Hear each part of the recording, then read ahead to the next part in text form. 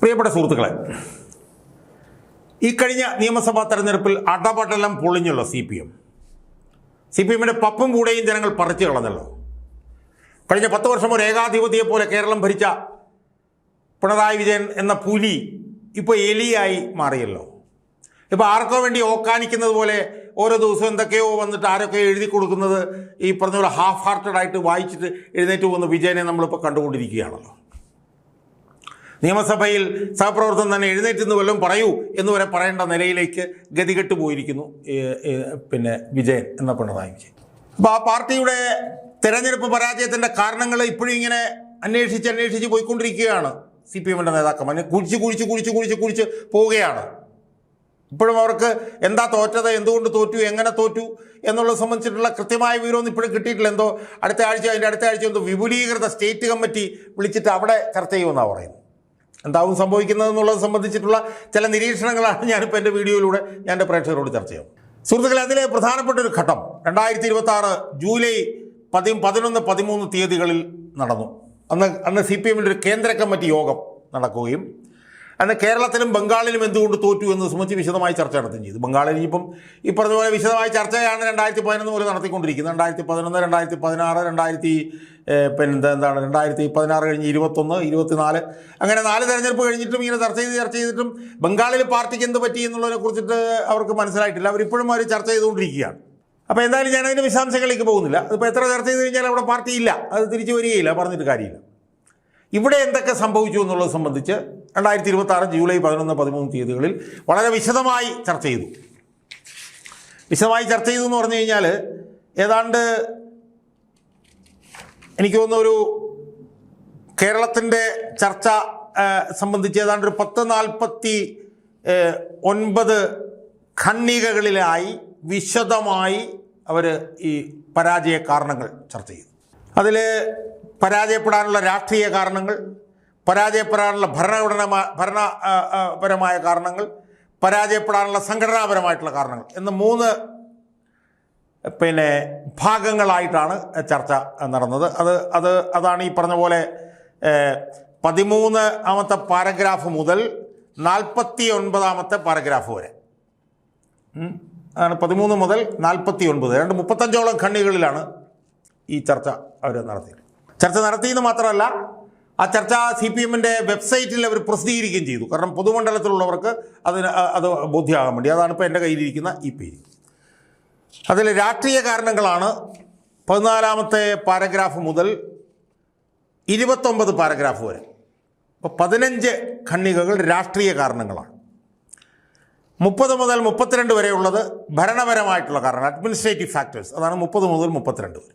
പിന്നെ 33 മുതൽ 49 വരെ, അതായത് 16 ഖണ്ഡികകൾ സംഘടനാപരമായിട്ടുള്ള കാരണങ്ങൾ. അങ്ങനെ 13ാമത്തെ പാരഗ്രാഫ് മുതൽ 43ാമത്തെ പാരഗ്രാഫ് വരെ ഈ കാരണങ്ങൾ ഇങ്ങനെ അക്കമിട്ട് നിരത്തിയിരിക്കുകയാണ്. അതിൽ 15ാമത്തെ പാരഗ്രാഫിൽ പറയുന്നത് നമ്മൾ വികസനത്തിന് പ്രാധാന്യം കൊടുത്തു, പക്ഷേ രാഷ്ട്രീയത്തിന് പ്രാധാന്യം കൊടുത്തില്ല. അത് 13ാമത്തെ പാരഗ്രാഫിൽ പറയുന്നു. 15ാമത്തെ പാരഗ്രാഫിൽ പറയുന്നു. 16ാമത്തെ പാരഗ്രാഫിൽ പറയുന്നത് നമ്മളുടെ പ്രചരണം ഒരാളിൽ മാത്രം കേന്ദ്രീകരിച്ചു. അത് ഒരു പ്രധാനപ്പെട്ട പ്രശ്നമായിരുന്നു എന്ന് പറയുന്നു. 17ാമത്തെ പാരഗ്രാഫിൽ പറയുന്നതെന്ന് വെച്ചാൽ നമ്മുടെ പാർട്ടിക്ക് BJPയുമായിട്ട് ബന്ധമുണ്ട് എന്ന് കോൺഗ്രസ് ആരോപിച്ചു. അതിനെ ഫലപ്രദമായി നമുക്ക് എതിർക്കാൻ കഴിഞ്ഞില്ല എന്നുള്ളത് 17ാമത്തെ പാരഗ്രാഫിൽ പറയുന്നു. 18ാമത്തെ പാരഗ്രാഫിൽ അയ്യപ്പ സംഗമത്തിൽ UP മുഖ്യമന്ത്രിയുടെ സന്ദേശം വായിച്ചത് തെറ്റായിപ്പോയി എന്ന് പറയുന്നു. അടുത്ത പാരഗ്രാഫിൽ പറയുന്നു വെള്ളാപ്പള്ളി നടേശനെതിരായിട്ടുള്ള നമ്മുടെ എതിർപ്പിന് ശക്തി പോരായിരുന്നു എന്ന് പറയുന്നു. PM ശ്രീയുമായി ബന്ധപ്പെട്ടുകൊണ്ട് ഒപ്പിട്ടത് തെറ്റായിപ്പോയി എന്ന് പറയുന്നു. പാർട്ടിക്ക് നേരത്തെയൊക്കെ സബ് കമ്മിറ്റികൾ ഉണ്ടായിരുന്നു, പക്ഷേ അത് ഉണ്ടായില്ല എന്ന് പറയുന്നു. നമ്മുടെ പ്രധാനപ്പെട്ട നേതാക്കന്മാർ മാധ്യമങ്ങളുമായി ജനങ്ങളുമായൊക്കെ ഇടപെട്ടത് അത് ശരിയായ രീതിയിലായില്ല എന്ന് പറയുന്നു. പൊതുയോഗങ്ങൾ അതിലൊക്കെ നമുക്ക് പ്രശ്നമുണ്ടായി എന്ന് പറയുന്നു. വിവിധ വിഭാഗം ജനങ്ങൾ നമ്മളിൽ നിന്ന് കൊഴിഞ്ഞുപോയി എന്ന് പറയുന്നു. അതുപോലെ പല വിഭാഗങ്ങളും നമ്മളെ വിട്ടുപോയി എന്ന് പറയുന്നു. അങ്ങനെ പോകുന്നു. അതൊക്കെയാണ് രാഷ്ട്രീയ കാരണങ്ങൾ. ഭരണപരമായിട്ടുള്ള കാരണങ്ങളെന്ന് പറയുന്നത് പിന്നെ പോലീസിൻ്റെ നടപടികളെക്കുറിച്ചിട്ട് വിമർശനങ്ങളുണ്ടായിരുന്നു. അത് തിരുത്താൻ നമുക്ക് കഴിഞ്ഞില്ല. പിന്നെ 33 മുതൽ 49 വരെ സംഘടനാപരമായിട്ടുള്ള വീഴ്ചകളാണ് പറയുന്നത്. അതിൻ്റെ വിശദാംശങ്ങളിലേക്കൊന്നും ഞാൻ പോകുന്നില്ല.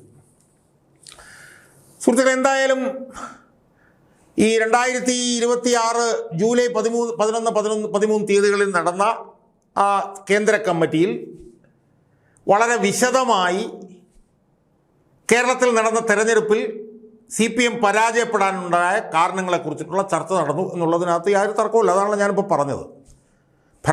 രാഷ്ട്രീയപരമായിട്ടുള്ള വീഴ്ചകൾ, ഭരണപരമായിട്ടുള്ള വീഴ്ചകൾ, സംഘടനാപരമായിട്ടുള്ള വീഴ്ചകൾ ഒരു 10-15 കണ്ണികളിലായിട്ടാണ് പറയുന്നത്. അപ്പോൾ ഇതിൽ നിന്ന് ഒരു കാര്യം വ്യക്തം, സമീപകാലത്തൊന്നും ഉണ്ടാവാത്ത നിലയിൽ പരാജയ കാരണങ്ങൾ വിശദമായി CPMൻ്റെ കേന്ദ്ര കമ്മിറ്റി ചർച്ച ചെയ്തു. അത് ഇനി ഈ മാസം അടുത്ത മാസം കണ്ട് നടക്കാൻ പോകുന്ന വിപുലീകൃതമായിട്ടുള്ള സംസ്ഥാന കമ്മിറ്റിയിലും ആ കാരണങ്ങൾ ചർച്ച ചെയ്യും. അതാണ് ഇപ്പം നമ്മുടെ മുമ്പിൽ ഉള്ള വിവരം. കഴിഞ്ഞ 2-3 പതിറ്റാണ്ട് കാലമായിട്ട് ഒരുപക്ഷെ ഇത്രയും വിശദമായിട്ടുള്ള ചർച്ച കേന്ദ്ര കമ്മിറ്റിയിൽ നടന്നിട്ടുണ്ടാവില്ല. അത് ഞാൻ പറഞ്ഞ 3 ഭാഗങ്ങളായിട്ടാണ് എടുത്ത് നടന്നത്: പൊളിറ്റിക്കൽ, അഡ്മിനിസ്ട്രേറ്റീവ്, ഓർഗനൈസേഷണൽ. അപ്പം ആ ചർച്ചയിൽ നിന്ന് പരാജയ കാരണങ്ങൾ എന്തായിരുന്നു എന്ന് വളരെ ത്രെഡ്ബെയറായിട്ട് ഇഴകീറി പരിശോധിക്കപ്പെട്ടു. പക്ഷേ ഏറ്റവും രസകരമായിട്ടുള്ള വിഷയം എന്താ സുഹൃത്തുക്കളെ? വിഷയങ്ങൾ കണ്ടുപിടിച്ചു. വിഷയങ്ങൾ ഇനി കണ്ടുപിടിക്കാനൊന്നുമില്ല, എല്ലാം കണ്ടുപിടിച്ചു കേട്ടോ. മുഴുവൻ വിഷയങ്ങളും തോക്കാൻ ഉള്ള കാരണങ്ങൾ കണ്ടുപിടിച്ചു. പക്ഷേ ഏറ്റവും പ്രധാനപ്പെട്ട ഒരു വിഷയം എന്ന് പറഞ്ഞത് നമ്മളെ ഈ പറഞ്ഞ പോലെ നമ്മളെ ചിരിപ്പിക്കുന്നതായിട്ടുള്ളൊരു വിഷയം എന്താണെന്നറിയാം? ഈ കാരണങ്ങൾ ഇഴകീറി ഇംഗ്ലീഷ് പറഞ്ഞ ത്രെഡ്ബെയറായിട്ട് പരിശോധിക്കപ്പെട്ടെങ്കിലും ആരാണിതിന് ഉത്തരവാദികൾ എന്നുള്ള നിർണായകമായിട്ടുള്ള വിഷയം ഇതിൽ ഒരിടത്ത് തപ്പി നോക്കിയാലും നമുക്ക് കാണാൻ പറ്റില്ല. പൊളിറ്റിക്കലായിട്ടുള്ള കാരണം പറഞ്ഞു, അഡ്മിനിസ്ട്രേറ്റീവായിട്ടുള്ള കാരണങ്ങൾ പറഞ്ഞു, ഓർഗനൈസേറ്റഡ് ആയിട്ടുള്ള കാരണങ്ങൾ പറഞ്ഞു. പക്ഷേ ആരാണിതിന് ഉത്തരവാദി? കാരണം ഈ വീഴ്ചകൾക്ക് ഉത്തരവാദികൾ ഉണ്ടാവണ്ടേ സുഹൃത്തുക്കളെ? അപ്പം അടി കൊണ്ടു എന്ന് കണ്ടുപിടിച്ചു, പക്ഷെ അടിച്ചവൻ ആരാണ് എന്ന് പറയുന്നില്ല. പരിക്ക് പറ്റി എന്ന് കണ്ടുപിടിച്ചു, പരിക്ക് വളരെ ഗുരുതരമാണ് എന്നുള്ളത് കണ്ടുപിടിച്ചു. പക്ഷെ പരിക്ക് ഏൽപ്പിച്ചത് ആരാണ്, ആര് ചെയ്ത കുറ്റങ്ങൾ കൊണ്ടാണ് ഈ പരിക്ക് ഏൽക്കപ്പെട്ടത് എന്നുള്ള അടിസ്ഥാനപരമായിട്ടുള്ള കാര്യം ഈ കേന്ദ്ര കമ്മിറ്റിയുടെ കണ്ടെത്തലുകളിൽ ഇല്ല സുഹൃത്തുക്കളെ. തീർന്നില്ലേ? കാരണം ആരെങ്കിലും ഏൽപ്പിച്ചതാണല്ലോ പരിക്ക്. അല്ലാതെ പരിക്ക് ഞാനിപ്പം എൻ്റെ ദേഹത്ത് കുറെ പരിക്ക് പറ്റിക്കഴിഞ്ഞാൽ അത് സ്വയമേ എൻ്റെ ദേഹത്ത് പരിക്ക് പറ്റൂല്ലോ. ആരെങ്കിലും എന്നെ പരിക്ക് ഏൽപ്പിക്കണ്ടേ? അപ്പം ഞാൻ കുത്തേറ്റു എന്ന് പറഞ്ഞു കഴിഞ്ഞാൽ സ്വയം ഞാൻ എന്നെ കുത്തുമല്ലോ, ആരെങ്കിലും എന്നെ കുത്തുകയല്ലേ ചെയ്യുന്നത്. അപ്പം ഇന്നയാൾ എന്നെ കുത്തി എന്ന് പറയണേ, അത് ഇതിനകത്തില്ല. അവിടെയാണ് ഇതിനകത്ത് ഏറ്റവും പ്രധാനപ്പെട്ട പ്രശ്നം വരുന്നത്. അതുകൊണ്ടാണ് ഈ ചർച്ച എങ്ങും എത്താൻ പോകുന്നില്ല എന്നും ഈ പാർട്ടി പച്ച പിടിക്കാൻ പോകുന്നില്ലെന്നും ഈ പാർട്ടി രക്ഷപ്പെടാൻ പോകുന്നില്ല എന്നും പറയുന്നതിൻ്റെ കാരണം ഇതാണ്. സുഹൃത്തുക്കളെ, പച്ചപ്പരസ്യമായി പാർട്ടി അണികൾക്കും പാർട്ടി മെമ്പർമാർക്കും പാർട്ടി അഭ്യുദയകാംക്ഷികൾക്കും ജനങ്ങൾക്കും എല്ലാം അറിയാവുന്നൊരു കാര്യം എന്താ? ഈ വീഴ്ചയ്ക്കെല്ലാം ഉത്തരവാദി പിണറായി വിജയനും MP ഗോവിന്ദനും ഈ പാർട്ടി നേതൃത്വവുമാണ് എന്നാണ് ആർക്കാണ് അറിയാൻ പാടുള്ളത്. അപ്പോൾ അതുകൊണ്ട് ഇത്രയും കാര്യങ്ങൾ ചർച്ച ചെയ്ത് ഇത്രയും ഇഴകീറി പരിശോധിക്കുമ്പോൾ ഇത്ര കുഴപ്പങ്ങളുണ്ടായി, രാഷ്ട്രീയമായി കുഴപ്പമുണ്ടായി, ഭരണപരമായി കുഴപ്പമുണ്ടായി, പിന്നെ സംഘടനാപരമായി കുഴപ്പമുണ്ടായി എന്നൊക്കെ പറയുമ്പോൾ ആ കുഴപ്പത്തിന് ഉത്തരവാദികൾ ഈ പാർട്ടിയുടെ നേതൃത്വമാണ്. അവരാണ് ഈ കുഴപ്പം മുഴുവൻ ഉണ്ടാക്കിയത്. അതുകൊണ്ട് അവരെ നീക്കണം, അവരെ നീക്കി പുതിയൊരു നേതൃത്വം വരണം. എന്നാൽ മാത്രമേ നമുക്ക് ഈ വീഴ്ചയിൽ നിന്ന് രക്ഷപ്പെടാൻ കഴിയൂ എന്നുള്ളത് പ്രാഥമികമായിട്ടുള്ള പ്രൈമ ഫേസി തന്നെയുള്ള ഒരു ഫൈൻഡിങ് അല്ലേ സുഹൃത്തുക്കളെ? അതായത് വിജയൻ്റെയും ഗോവിന്ദൻ്റെയും നേതൃത്വത്തിലുള്ള ഈ മൊത്തം നേതൃത്വം ആടാപാടലം മാറണം. അവരാണ് ഈ രാഷ്ട്രീയമായ വീഴ്ചകൾ ഉണ്ടാക്കിയത്, അവരാണ് ഈ ഭരണപരമായിട്ടുള്ള വീഴ്ചകൾ ഉണ്ടാക്കിയത്, അവരാണ് ഈ സംഘടനാപരമായിട്ടുള്ള വീഴ്ചകൾ ഉണ്ടാക്കിയത്. അതുകൊണ്ട് ഈ നേതൃത്വം അടപടലം മാറണം. ഈ സംസ്ഥാന സെക്രട്ടറി മാറണം, ഈ പ്രതിപക്ഷ നേതാവ് മാറണം, ഈ പോളിറ്റ് ബ്യൂറോ അംഗങ്ങൾ മാറണം, ഈ സംസ്ഥാന സെക്രട്ടേറിയറ്റ് മാറണം, ഈ സംസ്ഥാന കമ്മിറ്റി മാറണം, പുതിയ നേതൃത്വം വരണം എന്നല്ലേ ഈ പാർട്ടി തീരുമാനിക്കേണ്ടത്? അതില്ല. അത് പറയാതെ തോറ്റതിനുള്ള കാരണങ്ങൾ കണ്ടുപിടിച്ച് ചർച്ച ചെയ്ത് ഇനിയും ചർച്ച ചെയ്യാൻ പോവുക.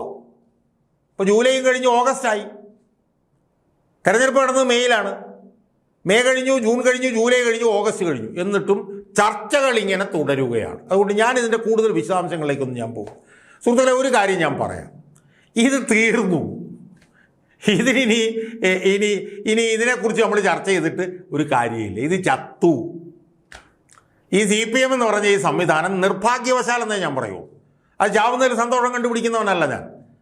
അത് നല്ല രീതിയിൽ ഇവിടെ നിലനിൽക്കണമെന്ന് ആഗ്രഹിക്കുന്ന ഒരു കമ്മ്യൂണിസ്റ്റുകാരനാണ് ഞാൻ. പക്ഷേ നിർഭാഗ്യവശാൽ ഈ നേതൃത്വത്തിൻ്റെ കീഴിൽ ഈ പാർട്ടി ചത്തു. ഈ നേതൃത്വം ഈ പാർട്ടിയെ കൊന്നു. അതുകൊണ്ട് ഇത് തീർന്നു എന്നാണ് ഈ ചർച്ചകൾ കാണിക്കുന്നത്. ഇതിന് ജീവൻ വെക്കണമെന്നുണ്ടെങ്കിൽ ഞാൻ നേരത്തെ പറഞ്ഞതുപോലെ ഭരണപരമായും രാഷ്ട്രീയപരമായും സംഘടനാപരമായും ഇതിനെ കൊന്നവർ ഇവരാണ്, ഇവർ മാറണം എന്ന് ഈ പാർട്ടി തീരുമാനിക്കണം. അത് ഈ പാർട്ടിയിൽ തീരുമാനിക്കപ്പെടാൻ പോകുന്നില്ല. ഇത് കേന്ദ്ര കമ്മിറ്റിയുടെ കണ്ടെത്തലാണ്. ഇത് പിണറായി വിജയനും ഗോവിന്ദനും അടങ്ങുന്ന കൂട്ടർ ഇതുവരെ ഇതൊന്നും അംഗീകരിച്ചിട്ടില്ല. തൻ്റെ ഭരണം നല്ലതായിരുന്നു എന്നാണ് പിണറായി വിജയൻ ഇപ്പോഴും പറയുന്നത്. പിണറായി വിജയനാണ് ഇപ്പോഴത്തെ ഈ കേരളത്തിലെ എല്ലാ യോഗങ്ങളിലും എല്ലായിടത്തും നേതൃത്വപരമായിട്ടുള്ള പങ്കുവഹിക്കുന്നതും പിണറായി വിജയൻ തന്നെയാണ്. അതുകൊണ്ട് ഇതിലൊന്നും ഒരു മാറ്റവും വരാൻ പോകുന്നില്ല. ഒന്നും ഇതിനകത്ത് മാറാൻ പോകുന്നില്ല.